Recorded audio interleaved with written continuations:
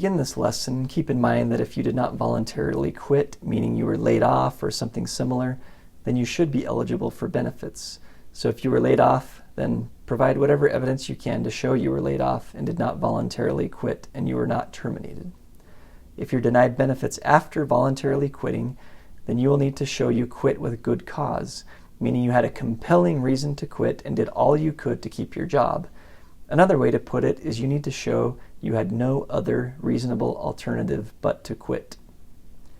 Note that this applies to your last employer and your next to last employer, so you may need to address what happened with your past two employers.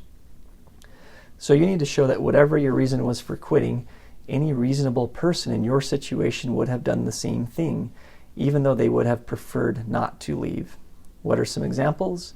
I can't tell you without a doubt what would qualify because it depends on the specific circumstances of each case, but some examples might be if you weren't getting paid, or you had to care for a child or elderly parent yourself, or you were being subjected to verifiable severe harassment. You might also have good cause to quit if your employer is forcing you to work in illegal or unsafe conditions, but you would need to prove with actual evidence that the conditions were illegal or unsafe. It can't be based on a hunch or a subjective belief. Voluntary quit cases are difficult to win because the burden is on you to prove your case, and you need to have a really good reason. You also need to show that you exhausted every reasonable alternative before quitting.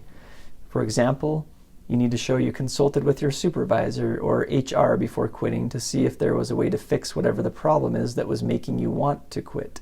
If it's a personal issue like needing to care for a child, then you need to show you looked at other options before quitting, like having a family member care for your child or possibly taking on another job to be able to afford childcare.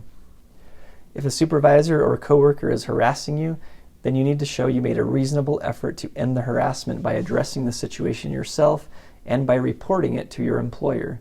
If you reported it, you'd need to show that your employer either refused to end the harassment or had no way to end it. Remember that this all really depends on your specific circumstances.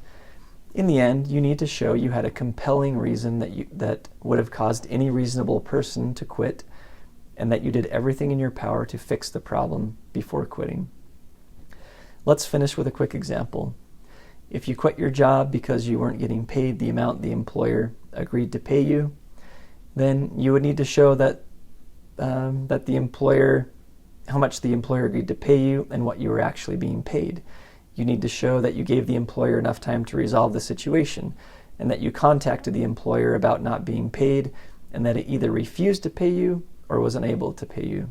In other words, you need to convince the referee that you did everything you could before quitting, that quitting was your only option, and that anyone in your circumstances would have done the same thing. To help with this, you might want to provide evidence that you were not doing well financially, and not being paid was a hardship for you and your family.